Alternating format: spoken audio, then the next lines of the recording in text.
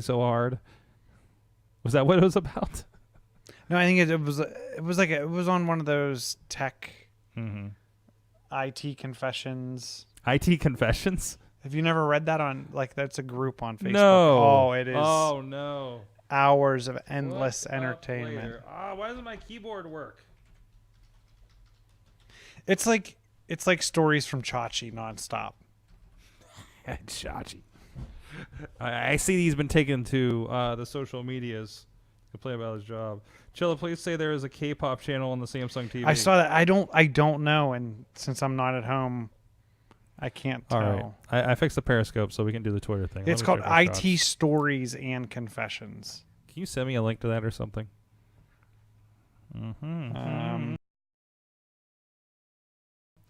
All right, you ready to? I have an awesome thing. Is there like a recommend button? What have I done lately? What have we been doing? There's a lot of wrestling. There was a lot of wrestling. Huh? The fact that we're running an XP What? product. Well, because XP was in the name of the product doesn't mean that it just runs on Windows XP, I don't think. Well, you were surprised when... I was like, hey, this is a link that worked before. See if it works on your computer. Jeez. And I'm sure something out of one of these stories will hit for me. Yeah, it's going to be NBA Jam. That's what we're doing. Jam it.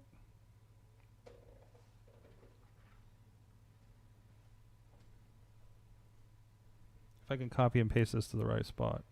Like someone screenshotted like the Windows 10. I don't know if you've ever filled out any of the Windows 10 surveys. No. One of the questions was, how likely are you to recommend Windows 10 to a friend or colleague? And the end user put 1. And then it said, please explain why you gave this score. I need you to understand that people don't have conversations where they randomly recommend operating systems to one another. Listen. Like, who wrote this? All right, let's do this. I wish that was on. I did not get that into everything. I didn't record that. All right. Shit. I didn't verify the show number.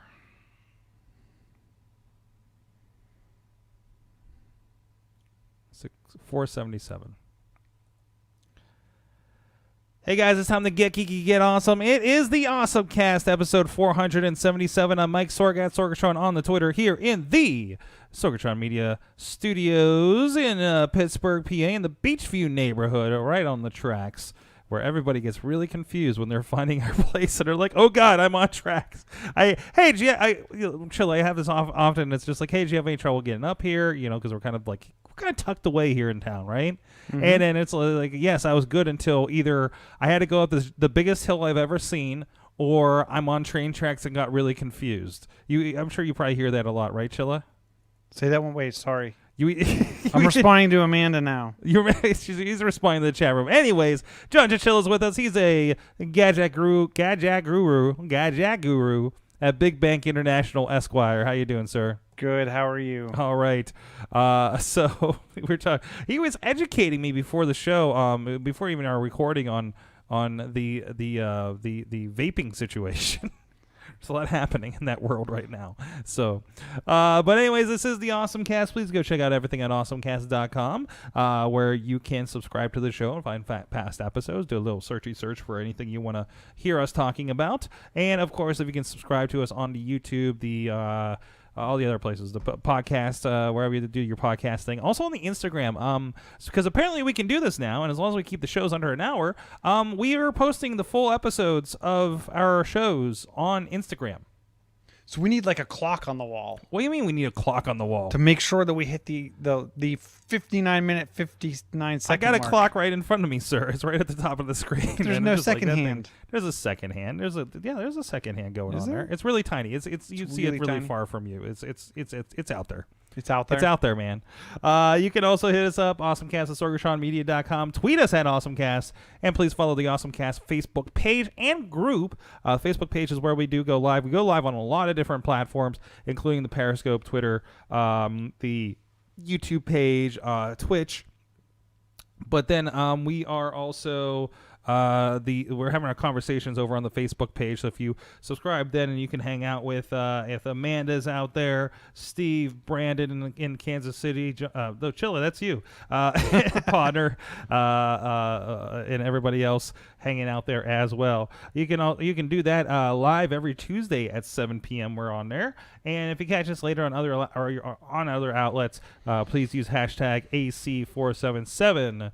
On Twitters to continue the conversation. Thank you to our audio partners, the 405media.com, still carrying us over there on their live stream daily at noon Eastern, and our friends at Post Industrial Audio at postindustrial.com, supporting some great Pittsburgh podcasting. And thank you to our Patreon supporters at patreon.com/awesomecast, at our Coffee Club level, our friends Matt Weller, John Diggy DeGore, and John Carmen, and our fans of the show, Michael Fedor, Katie's favorite Fedor, and longest running Patreon supporter, and our friends at pghmuseums.org. Speaking of which, our friend Brian is in the neighborhood. He's actually, he was just here a little bit ago. Is he right down here? He's right down. Yeah, okay, don't give it full away, but sorry. That's no, he is a beach viewer. In his special lair. His special layer under the tracks in Beachview is the PGH Museum Central. But no, yeah, he's in the neighborhood. So it's been cool to watch his social media as he's kind of exploring the restaurants up here, actually. So stuff I haven't gone to in years, and it's like right here. But like Harry Potter, he's at Fallow Field in 3/4. Yeah, exactly. Fallow Field in 3/4. Exactly. But anyways, thank you everybody that's supporting us. You can too at patreon.com/awesomecast. All right, let's get into our awesome things of the week. I want to get a fun one before we pour one out, okay? Okay. So this is one I saw. This is kind of, and I love the weird, goofy crap that happens at CES. Okay, you don't get a lot of video games at CES either, for the most part either. Well, they have a whole show for that. They have their own thing, but it used to be. Hey, I remember the old the Nintendo Power. First time I heard of CES was like 1987, 88, and they were showing stuff of them showing Nintendo games and some of the hardware there. What TV channel did you watch that on? No, Nintendo Power magazine, sir. Oh, in the okay, yeah, in the magazine. The pictures. I'm like, what is this mysterious place called the Consumer Expo, Electronics Series Show, whatever the hell it's called, CES. But, and of course there was the toilet paper roll robot. Which did we talk about that last week? Or I don't think we did talk about that. I just heard it on every other podcast throughout the week, because they're the ones that Charmin did a little toilet paper robot that will bring you a toilet paper when you've forgotten it. That's important. But my problem that's is crucial. But somebody needs to. If you're forgetting the toilet paper, did you remember to load the toilet paper robot? But can't the robot go pick it up? I don't know. I don't think so. The video version 2. The video I found had no information. But anyways, so the big thing for me was NBA Jam. Literally, the big thing for me was NBA Jam. The 1UP arcade guys, where you can get those tabletop or mini arcade units. They have the Ninja Turtles one. We talk about them like every other week on here because they're always releasing cool stuff. Also, they got a Burger King one or Burger Time one. A big fan of the Burger Time. But they had a 16-foot tall cabinet for NBA Jam. Here we go. They loaded it right up there. So they're putting out an actual NBA Jam cabinet in their normal scale that they're doing for the 1UP displays. But this was a giant. There's a picture here, if you're with us on the video, of them trying to play this with the giant buttons and a giant joystick. You had to go up on a scaffolding to kind of. Why is my iPad running so slow right now? It's charging. But it's a mimic version where it has NBA Jam Tournament, and NBA Hang Time, the sequels. So you can check that out over there, playing the full classic arcade version of NBA Jam. And look how big that is. Yeah, look at them. There's the reporters for scale if you want to check that. So and those buttons are like the muffler. They're as big as my head. Yeah, they're insane. Yeah, the muffler outside, the noisy muffler that was plaguing our show a little bit earlier. But no, that's and I think they were gunning. I don't know if they got approved for the Guinness World Record for the largest arcade machine. So, but yeah, they're coming out with a lot of cool things. The other weird thing they had was these joysticks, where the joysticks were just these big, probably like 3 or 4 foot tall joysticks with like a small base. Like you have to put your foot on something to kind of as a stabilizer. And it's like the old, we have one here in the studio, like this joysticks that would have like a bunch of games on it. It's got 20 games on it, but it's like a giant like Pac-Man or joystick. Is there a button? Like, is there a button on the top of it? Yeah, I think like there's a button on the top of it. So it's like Atari joystick kind of games, but it's just like a giant set piece kind of thing. It's so goofy, but it's kind of fun. But because walk in and we're like, why do you have a giant joystick in your living room? But that's One Up Arcade. They had a pretty. I watched a couple of videos of people just kind of looking at stuff in their booth from CES. So that was kind of fun to follow throughout the weekend, and obviously got a lot of people's attention there too. Chilla. So I got to interrupt with something totally off topic. Oh no. Or it's kind of tech, but off topic. Topic. So if you know anything about me, sports is not my forte. What? Sports is not even like something I read about. Sorry. But I just got a notification from Reddit, and it's suggested we think you'll be interested in what they're posting in the NBA group. Like as if we were just talking about NBA jams. Wait a minute. And I just got a notification. It's like, here's something that's suggested just for you. So this is one of those weird, like somebody's listening things, which I usually tell people no, I don't think it's listening to. Is usually probably something else somewhere along the line. Is this a coincidence? I don't. That's a far-fetched coincidence. I don't know. Did you load the NBA Jam link over on your computer? No, it came up on my phone. That doesn't mean anything. It was something. No, I did not. Brought it up. No, the closest I came to it was I have the Google Doc open. And I don't even know if I have. Hold on one second. Let's test this theory out. Reddit.com. Oh, yeah, I do have auto sign in on Reddit at least. Okay, so you might be getting a cookie thing going on there. Perhaps. Maybe. So, pouring one out here. By the way, leading into your next topic, Amanda's saying, I just kept lolling at who would keep their businesses on Windows 7 at this point. Chilla? Hopefully. Well, you're going to upgrade your one. Oh, yeah, okay. All right, I'm running Windows 7 machines in my studio. Yes. But okay. I think the important thing to that, too, is, and I think there's like it wasn't New York Times. It was somebody. You can go download the Windows 10 installer, run through it on a Windows 7 machine, and it will do an in-place upgrade and not require a new key. Mm-hmm.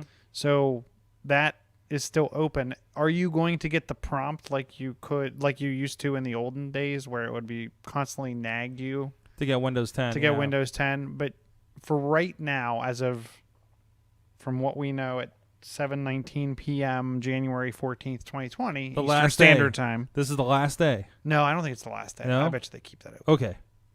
I bet you they want people over. But yeah, today's the last day for support for Windows 7. You need to upgrade to Windows 10. Oddly enough, there was also a major exploit that came out in the cryptographic key for installing software. So don't only upgrade, but also run your Windows update today. Because that is, the NSA found the issue and turned it over to Microsoft instead of keeping it for themselves, which they have done in the past, which is how I think we got like the WannaCry virus and some of the other ones. Okay. But that being said, my pick of the week is not something necessarily so technical, but it'll definitely keep you warm on those sad nights of running Windows 7 upgrades to 10. And I'm not, please forgive me, manufacturers, if I mispronounce this. It's the Tankula 50-inch electric fireplace. So you can buy this fireplace for a mere $235 for the 50-inch model, as low as $185.99 for this 36-inch model.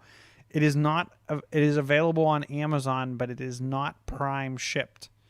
That being said, I think I ordered mine on a Sunday and got it on Thursday. So we're not talking weeks, we're talking 4 days instead of 3. The thing that I really thought was cool about it is you can actually cut a hole in your wall and recess it back into the wall, or you can mount it right on your wall, which is what I did to start with. Mm-hmm. We're actually having discussions of should we cut the wall apart and mount it in there. Because of course you will. Because of course. Because after we heard about the hacksaw last week. Yeah. So yeah, hacksaw not included in this one either. Oh, good. Good to know. Good to nor is the drywall cutting tools, but as everything should have, it has a touch screen. Mm-hmm. The touch screen allows you to set the different heat settings, 750 watt, 1500 watt, or none, or pump no heat. It comes with kind of plastic crystal looking things that go in the bottom of it, and you can change the flames to 9 different colors, which is the super cool part. So I think you were sliding through it there. If you go to the one that's like 9 flamer color modes, mm-hmm. You can set the flames to any one of those colors. I wish you could set it where it would stay like 5 minutes on each one. It doesn't let you rotate through. But you can set also temperature, so it'll bring the room to a certain temperature and then kind of just shut the heater off. And then it also has a timer. Super cool device, super easy to put up on your wall. I actually used the stud finder that we talked about last week when I did the iMac wall mount to find the actual screws and where they were in the drywall, so I could guarantee there was a stud there. It's not super light. It's definitely easier if you have 2 people to hang this on the wall, but one person can do it. Mm-hmm. It's a super fun device, and I'm loving it in my basement. And you're cozy. And I'm cozy. Warm cozy and cozy. warm. Warm and cozy. Amanda's eyeballing this thing now. So, yeah, no, that's fun. And especially, I mean, who wants to deal with the? I mean, I grew up with a fireplace. You know, a lot of wood, heated home growing up. So I do miss the fire smoke kind of smell to it. I do miss that. So we actually So now, well, can we fake it? So is there you can something? You can fake it till you make it. So what we do, You can fake it until you make a fire. I grew up with a fireplace as well, hauling in wood, Mm-hmm. getting the little tinder box out. So what we actually do is we have like what's the brand? Yankee Candle. Mm-hmm. They'll do like a campfire. They have campfire scented candles. Of course they do. And stuff like that. So of course. Yep. You can not only get like a Ninja Turtle green and orange flame on your electric fireplace, you can then light up the candles and get the smell too. It's a process, but it's still is. better than maintaining wood and dealing with It's that. not. So we have 2 fireplaces in our home, and both Mm-hmm. of them are actually drywalled in. They're behind the drywall. Mm-hmm. And the cost of making them fully operational would be rather expensive. Yeah, we have kind of looks like a decommissioned fireplace in our home, and it's just like I'd rather just put something like this in there, you know, and just like return to that. But I know some people that have gone. So I know people that have gone the gas route. mm-hmm. I know people that have gone the biofuel route.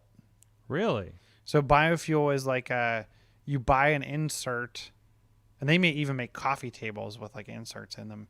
You buy an insert, and then it takes this liquid gel, which is odorless, smokeless. They claim it to be okay for your health. mm-hmm. You pour the liquid in there, light the liquid on fire, and let it burn. Jeez. Okay. But yeah, I know people that have gone the gas insert, the biofuel, the electric insert. There's a number of ways to bring the fireplace into your home. There's even one of these models that I saw that it actually has like legs that you can put on it, where you can just put it in the corner of a room and call it a day, right on the floor. Just throw it up. There you go. Yep. Awesome.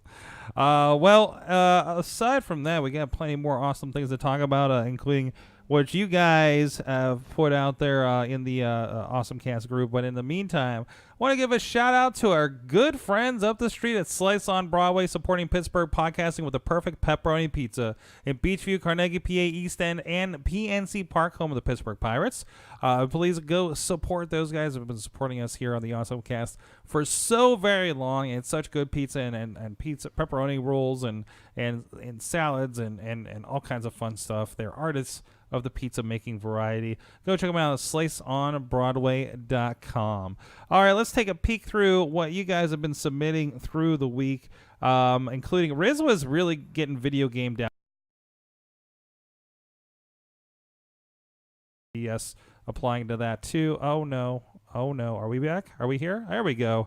I think we froze for a second. So hopefully we keep going. So we'll shut down some extra stuff. Scared me for a moment. But anyways, so there's this Nintendo World coming to Universal Studios Japan, I believe. Korea? Shanghai? Where is that? Osaka, Japan will open this summer. Super Mario. There's a new trailer. It's a Universal Studios park that they have out there.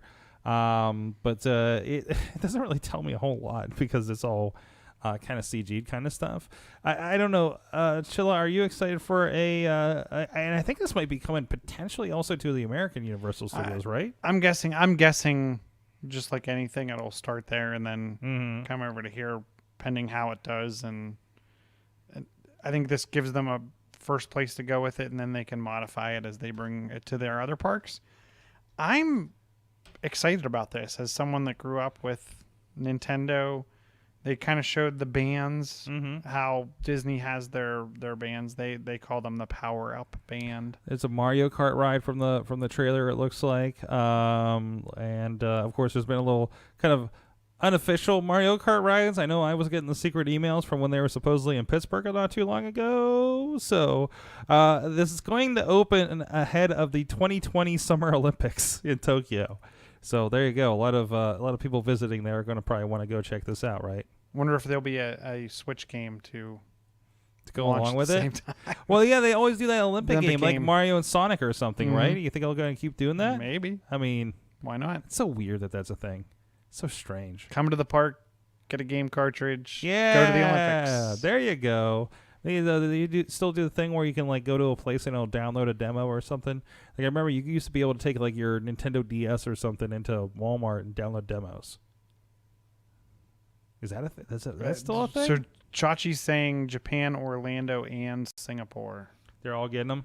They're all getting them. Nice. Got to collect them all. Got to collect them all. Exactly. Let's see what else Riz has over here. There was a modder, and I saw this going around, and this is I didn't realize this was a mod. I thought it was an actual. Of course, this isn't an actual thing that they released. Somebody made a GameCube style Joy-Con pair of Joy-Cons for the Switch. So, of course, if you're playing Smash Brothers, that's kind of your go-to. Is that they even released another GameCube controller for the Switch that you can purchase, but this guy just said, hey, let's just split it up and make it a Joy-Con, and it fits right there on your Switch so you can play mobilely there.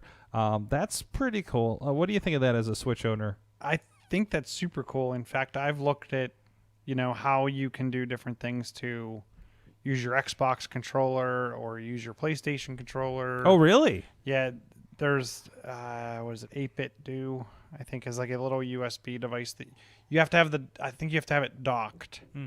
But you can use a number of other controllers with your Switch. And these would be corded controllers though, right? No. This is a thing that lets you use a wireless Xbox controller. Okay. So I think it's super interesting. In fact, they do sell the original 8-bit Nintendo controllers. They don't slide on like the Joy-Cons, but I think they're wireless. And something to go along with the I mean, we have Nintendo games, we have Super Nintendo games. Let's get a controller that kind of still feels like the original, right? Yep. Yeah, I think this makes complete sense. I was a little sad. So I don't know if you see me pop on the Nintendo Switch every once in a while. Like, I don't know how much you see like your friends on there.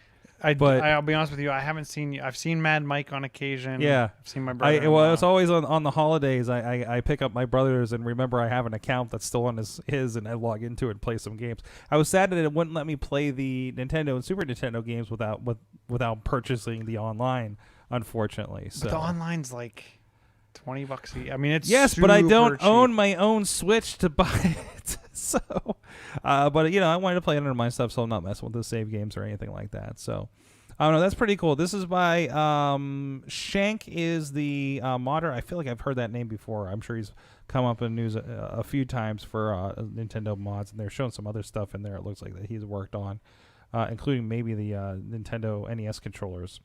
Riz also shared, he has a question for you, and I think this is more for you because I think you've had more experience with these. So LG has a TV with a push of a button that will morph from a regular TV to a curved display. Okay? That's kind of cool. So he kind of wants to know, what is the deal with curved displays? Why are they kind of an important thing? Like, why is that like the trend going on? I got to say, I don't see them a lot in Best Buy. It's interesting because like Costco always has at least one. Really? Like they always have one curved TV, and they always have like they ran a really good deal on a curved computer monitor, and it wasn't like a small computer monitor; it was like a 32-inch computer monitor. I don't know what the thing is. Like I swear Kraus has one. We need to ask him. I've seen the super widescreen ones. Somebody at Work Hard has one of those where it's just like that insanely wide one, but he does audio editing, so there's all your timelines, right? So that makes sense. I could see it. So I could see it more for the computer than like the viewing angle gets odd on that type of device. I could see it from the computer monitor because the computer monitor is typically meant for one person to be looking at it, or at max like someone looking over someone's shoulder. But from a TV perspective, is it so I can say I have a bigger TV, but I don't have the space to have it? So, like it's a big TV in a little room, maybe. Yeah, I don't know. I think it's supposed to, like, that wraparound experience probably is good when it's like just you. But with the on a computer TV, monitor. It's not like you're pushing up, so you're 2-3 feet from the display. Yes. Where I feel like the computer monitor, you're much closer. So it wraps around. You're potentially getting the peripheral. It probably depends on your setup. I don't know. I don't know what the recommendation is. Or is it so it goes in a corner? But I don't know. I mean, or is it nothing more than just a look? My TV's curved. Oh, look at that. Curved for your pleasure. Curved for your television watching pleasure. And Potter shared, apparently the Subaru released a Forester Ultimate Customized Kit, special edition. Do you have the picture of the floor in front of the car? I do have it right there, and you see that. That makes me giggle. It's that abbreviation's a little bit problematic. The Forester Ultimate Customized Kit, special edition. Take off edition. Like, they did not capitalize edition. I want to point that out right now. Yeah, they knew what they were doing in the marketing. Somebody somewhere was like, can we slip this in? And they did. And it looks like a Disney Cars car. It does. It's like short, like it's compacted in length, but then seems higher than, like, it's one of the like drifter cars from Disney Cars. Minus the eyeballs and mouth on the front. Apparently, there's an update to this article. Subaru of America reportedly found it necessary to disavow itself from this product that was displayed at the Singapore Motor Show. According to The Drive, the automaker, this is from autoblog.com. Was it an error in translation? Apparently, it sent a letter to its American dealership network to explain that it had nothing to do with this, and, quote, it obviously goes without saying that this car will not be available in the United States market. Or you could rename it. Yeah. Jeez. All right, there you go. Singapore gives no Forester Ultimates.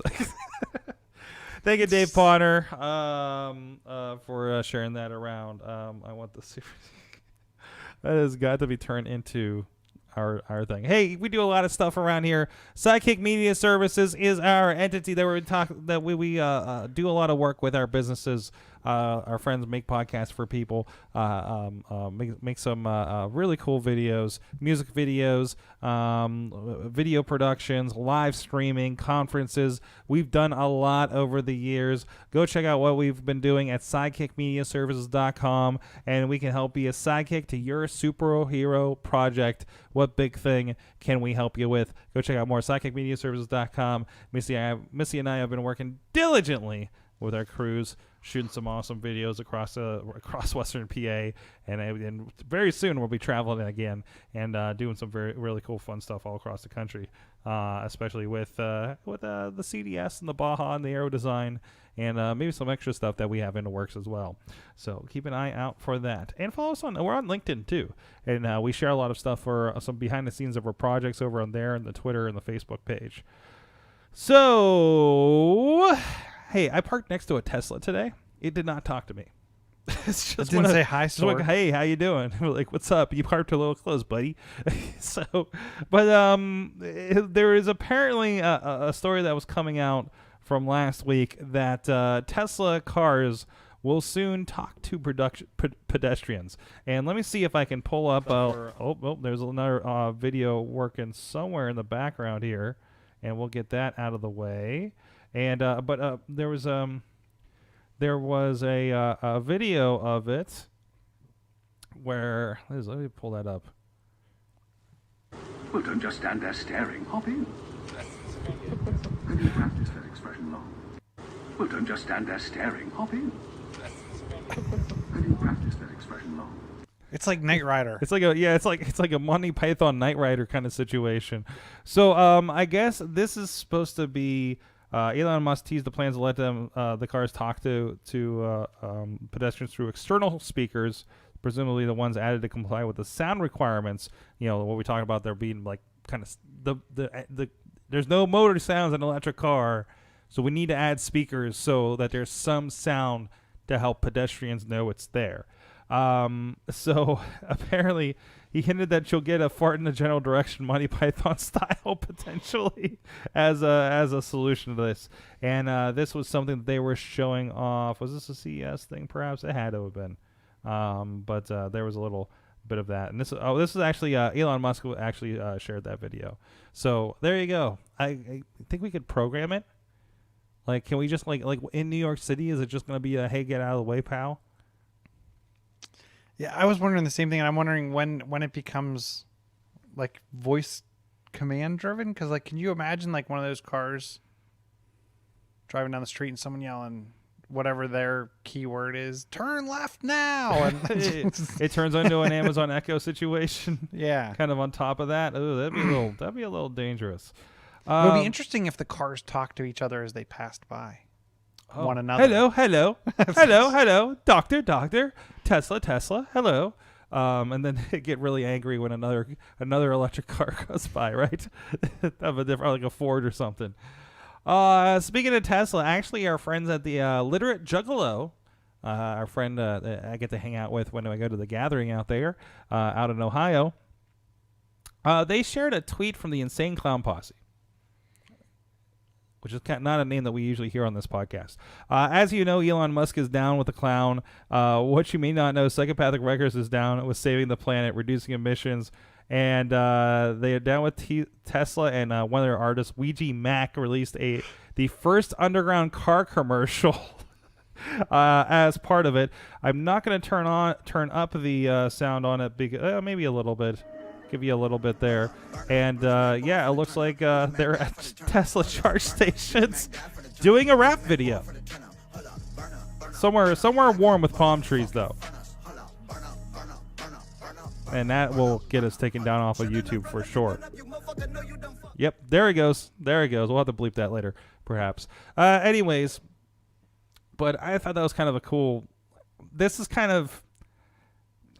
I guess a signal that maybe the electric cars are getting a little more, underground. I don't know about mainstream. You'd certainly see them everywhere now. A little more sophisticated. I don't know about that with that video, but still. Chilla, what else did you have from this past week? So you remember, and it was ages ago, we talked about kiosks on the cheap, and we were talking about like reusing an old iPhone or an Apple TV or For a kiosk? like like putting it in someone's. I think it was in a doctor's office or something.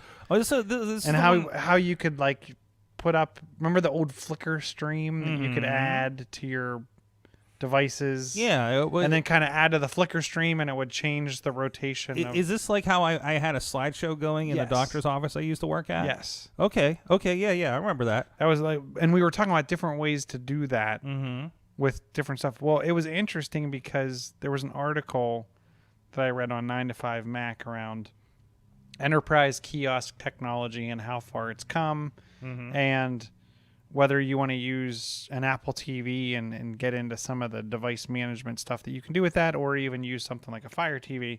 And they had recommended 2 different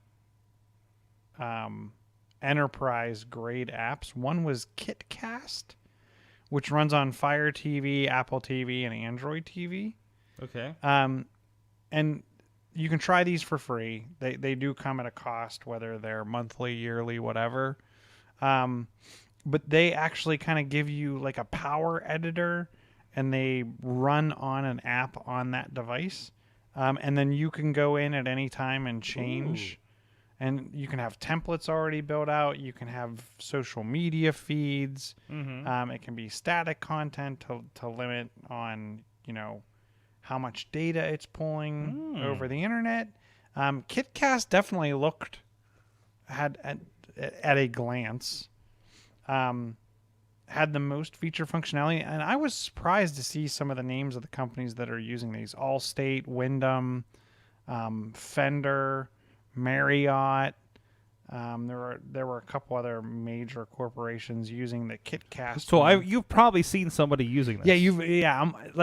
I'm wondering like who does McDonald's use for like their menu, like that back end menu thing? Yeah, if you've seen the video screen menu at some of the McDonald's, which has always seemed really nice to me. Nike, Penn State. Yeah, there's not just it's not some small shop down the road, right? Then the other one, so that's kitcast.tv. KIT cast with a C .tv. And then the other one was Carousel Digital Signage, which is carouselsignage.com. They integrate with a number of different things. One of their primary use cases is Apple TV. But they have zero touch deployment. They have a bunch of integration. You can do emergency messaging. So it's interesting to, something that we were trying to put together some different ways of doing this, but also managing it remotely, could you imagine managing a large fleet of these types of devices at like a college campus or something like that? I thought it was pretty cool. And while they're not free, like the Carousel is $20 per player per month. Right. I saw the they started at about $24 per month per screen on the KitCast. So it was definitely interesting. I think the 9to5Mac had some, lower end, keep it free type ways of doing it with things like, well, just use your iCloud photo stream and go in there and edit it, and it's just going to run through whatever pictures is the screensaver. There's a handful of different ways to do it, but I thought it was just a pretty cool thing, pretty cool technology that's come a long way since we were trying to do this in the past. That's nice. Yeah, it's definitely something like if I knew this existed, I would have recommended this to my client at the time. Which I don't. Which I'm guessing this probably didn't there exist yet. back then. Yeah. No, they weren't there yet. And I mean, even some groups I know, and even what we do here in the front window, I mean, we're using Google Slides, right? Like that's it. So I mean, no, that's really cool. So go check those out. We'll have links in the show notes as well. For those. Let's see what else was going on this past week, this crazy week with CES and everything. Let's see. I like this. I'm always keeping an eye out for what's the latest in especially VR glasses. Panasonic had this is a concept again. We're going to see a lot of kind of skeptical, maybe this will work kind of stuff out of CES. And one was Panasonic had a VR glasses in HDR, and they looked like a steampunk glasses kind of thing. It reminded me of Morpheus from the. Like it would be something from the Matrix. Yeah, maybe a little bit. So I don't know. That was kind of a cool thing. So we can check out that visual there if you're on video, or check out the link in our show notes. They're definitely ideally a little less form factor. I can't imagine these being like Oculus Rift type of glasses. Maybe to start off with, like maybe this is what your like Oculus Quest is going to turn into, or is this kind of form factor? But in the meantime, I guess, we'll step up from there, right? There was, and then also, we talked about the robot that brings you toilet paper, but how about, this is one that Samsung put out, is a pair of robot arms that will make you food, including it was making a salad. The one fellow was like, here on the Engadget was like, yeah, I didn't eat. Apparently it's all food trucks and it's really busy. But yeah, this thing will make your food, and 2 independent robot arms that will help you hopefully in the kitchen. I'm sure this is also mostly a concept thing as well. But back to the VR, even like the Oculus Quest, they're still back ordered. Really? Oh, you can't get an Oculus Quest. Like I just looked it up. The earliest from Amazon delivered. It doesn't even have a date for the 128 gig, and the 64 gig it'll be in stock on January 27th. Like I think that was a big Christmas. Like I think that's it's been back ordered for ages. Interesting. But anyways, the robot arms. I see these popping up. Next time I go to a Samsung store in New York City, I bet they have the robot arms. Like just showing it off, right? You've been to those Samsung Experience stores, right? I haven't been to the Samsung Experience. Really? No. Oh, you need I've to see been to that the one. Microsoft Experience Center. Okay. Not the Samsung Experience store. But that's, and I don't know if the Experience is what they call it, but I've seen those there's the one in New York City that's right by where Google has their headquarters up there. You went there when you got your glass. No, I went there. Oh. Well, I went there when I got my glass, but we went back with Chachi, his bachelor party weekend. And we hung because we were going to the candy, like the part where they make the drinks with the candy and milkshakes and everything down the block from it. So we found that place, and it had like a giant, 2-story wall and showing off fridges and what you can do with the VR and everything, right? And then there was another one in Hollywood, right down from the Chinese theater. They had like a installation that you could walk into that was kind of a small version of those experiences too. So I want one of those refrigerators so bad. One with the camera inside that so they have the one, it has the camera inside and it has Android running on the outside. Mm-hmm. And you can like do Android things. You can do like I can see my video doorbell from my refrigerator door. Mm-hmm. I can play Apple TV. I don't know. I could do movies anywhere. At least you can do pretty much anything you can do on an Android. But what's really nice, I think, is there's an app integration where you can kind of use it as a chalkboard and write your to-do list or your shopping list. And then what we actually do is we have a whiteboard on the side of our refrigerator. Mm-hmm. And it's like, you're going to the store. Okay, take a picture of the whiteboard. And then as you walk through the store, look at your picture on your phone. Now I don't have to even take a picture. It's just always there. It's just there. That's awesome. And they do cross-platform. So even though it's Samsung and Android, Samsung has an iOS app. And then obviously Smarter Things integration. I don't know what that was. I don't think anything hit anything. There's just noises happening from the TV or something. But they have Smarter Things integration because they own Smarter Things. So definitely a lot of fun to be had. And they have the one that's the 2 doors on top for the refrigerator and 2 doors on bottom for the freezer, and you can convert the freezer into extra refrigerator space. Mm-hmm. Super cool devices that I can't afford. So other automated things. The Verge had a ride in the driverless Waymo There it is, going. They're I love they very exclusively made everybody sit in the back seat. Even the belt is buckled in on the driver's side, so it wouldn't ding. Well, probably so it wouldn't ding because that's probably an automatic thing. And they're all like everybody's like huddled in the back of this small sedan and just reacting to this thing. Did they clear the roadways for this voyage? No, I don't think so. You see people on the other side of the street. Yeah, but I mean, this is in Arizona where this is, and you see other traffic in front of them too. Look at them go, and there's active construction. They talked about that and how it dealt with that. There's other Waymo cars, and you see people waving at you. I believe this is in Arizona where they are doing this. Like you can say, "Hey, I want to get a Waymo," and go to Walmart. You know, they're very select. Last I heard, they're very select locations. But it is like, I need to go to Walmart, call up a Waymo, hop in the car, go shop, and it'll bring you back. So, I mean, and it's using an app and everything. I just showed an app real quick there, and there's like a display that kind of shows in there and everything. So, there's a button to pull over, start the ride. So this is the next thing, I guess.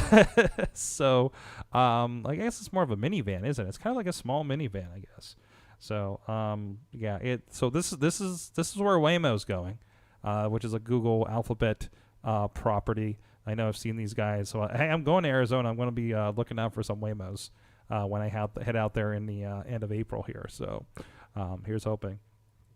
So there's that. Hey, what's going on with Google allows iOS to do two-factor authentication? Is that right? Yeah, I thought that was give me 1 second to bring up the article. So you're familiar with, there's like the Authenticator app from Microsoft. Mm-hmm. There is the Smart Lock app from Google.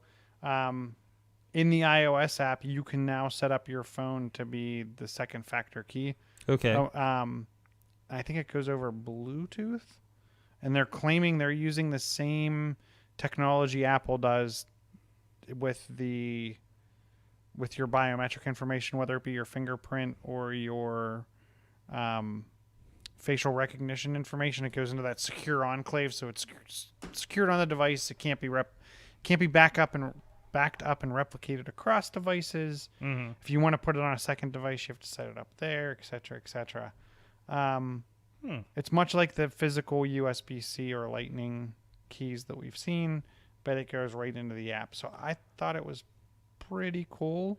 And to me, the more frictionless we can make two-factor authentication while not being exploitable, I feel like more people will use it. And for me, like, I have one of those security tokens for work.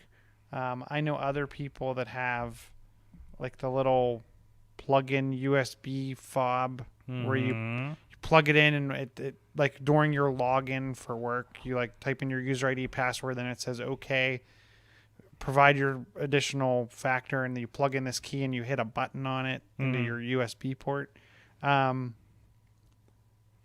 I'm never gonna. So here's the thing. That seems like a lot. It's not only is it a lot, but I'm not gonna necessarily notice over a weekend if I lose that thing, unless I'm actively working. What is the first thing we see in every spy movie that they steal? Is that fob or that tag or something like that? Like, you gotta get the key card, right? You take my phone, I'm virtually gonna know instantly, unless you steal it off my nightstand while I'm sleeping.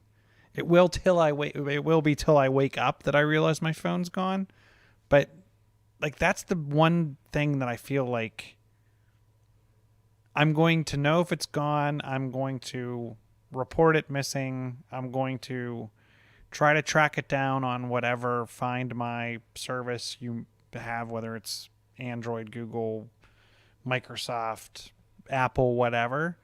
Like, and then if I feel like I'm not going to be able to get it back, it's getting the customer lock, and it's going to be a brick. I don't know. I feel like this is the way to go from a future state perspective. So wait a minute. So I'm pulling up this thing. Do I need a physical key to go along with this? Because it's asking me, do you have your key with you? I think it depends on what service you Or do want I to pick use it something with. else? Google prompt, text message. We'll check that later. So, Yeah, like you don't have another key, do you? no. Okay. No, I thought you could set this up as your primary. But it's an additional one if you already have one of those. No, I don't Right? think you need.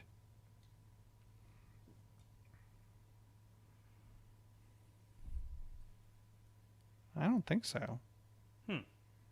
No, it's your phone plus your device, Add your Plus built-in your- security key. Okay. your credentials. Okay. I'm afraid to do this half paying attention and lock myself out of my account because I've And seen never get back in. and never ever get back again. in because I've seen other podcasts do that before. You can, I'm sure you could call Google and explain what happened. I don't know if that worked for them. Like, Oh. other than the fact that Google people listen to their podcast, and I think somebody finally helped them. But knowing how long it took to get my AdSense suite straight after all these years, like, trust me, my AdSense was a problem for like 10 years. And I couldn't, like, I had things that could make money on Google, but I couldn't get paid. Was the longest running thing. So, and there was nobody to talk to. It just nothing would log in and connect. So, anyways, we're not going to play that game, I guess. So, all right. So what else we got here? Are we up? We're still You're at well under 57 minutes. We're still under my 48 recorded. We're still well under our Instagram limit that we've been trying to hit. So, and I actually am out of stories here from the week, I believe. And we'll let Katie explain this one when she comes back next week. There's a sports puck ball game of some sort happening tonight. So, we got a lot of stuff coming up. Of course, Wrestling Mayhem Show is still doing a lot of great shows. We're going to have a return that's recording this week. The broadcast is coming back. Some great interviews that they've been having. But we're recording this week. I don't want to reveal the guest yet until we've had her I'm in. glad I didn't say what you I told me say- earlier. Yeah, I told you the guest was. I think it's pretty a big Pittsburgh guest is going to be here in the studio on Thursday for that recording. And, of course, more recordings coming up for some great episodes for the Fishing Without Bait podcast. We actually have a great interview that we're rolling out throughout the month here with our friend Andrew Donato, who I know as the sign guy of local independent wrestling. That I always make sure we get a shot of every show. He is talking about his story of losing 200 pounds with gastric bypass surgery, but also, I mean, did a lot of lifestyle change and everything in dealing with that as well. So it's a really great story. Part 2 of, I believe, is going to be 4 parts. Just came out this morning as of this recording. Go over to fishingwithoutbait.com. And, of course, I saw our friends over at Bardic Mystery Tours today. They posted their show a little late on Monday, and we'll get that into rotation as well. Our friends at Thrifty Podcast and, of course, Bolt Sports. Go check out all the great podcasts on the Sorgatron Media Podcast Network. And there's at least one new show in the works that you guys can keep an eye out for. It's going to be a little different than what we've been doing in the past, but for a very good reason. So stay tuned and look for release information for that as well. And, of course, all the other great stuff. Also, hey, new podcast came up with the Auto Drive Challenge that I've been working with, the automated cars. The TRC Transport Research Center out in East Liberty, Ohio, where we'll be for year 3 of Auto Drive Challenge, and talking with them because they test a lot of stuff, a lot of new technologies, and have for 30 years out there. And they got a cool website with a virtual tour. So if you want to check out some of that test track kind of stuff, if you're into cars, into automation, that might be worth a chat or worth a listen. Go look up Level 4, the Auto Drive Challenge podcast on your iTunes or wherever you get podcasts. Chilla!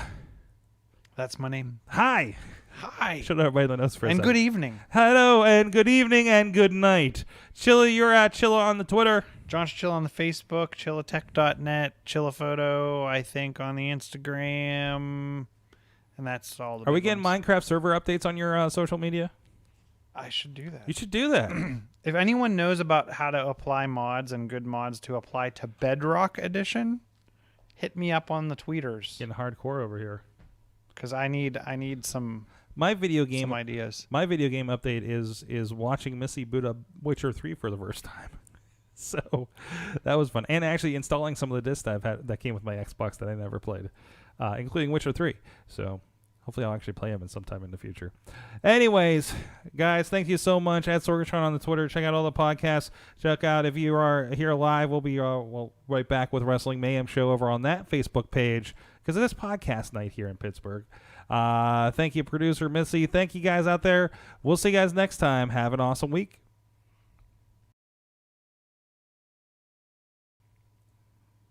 All right, guys. I'm going to go get my dog because I was promised puppy time for our guest to come in. So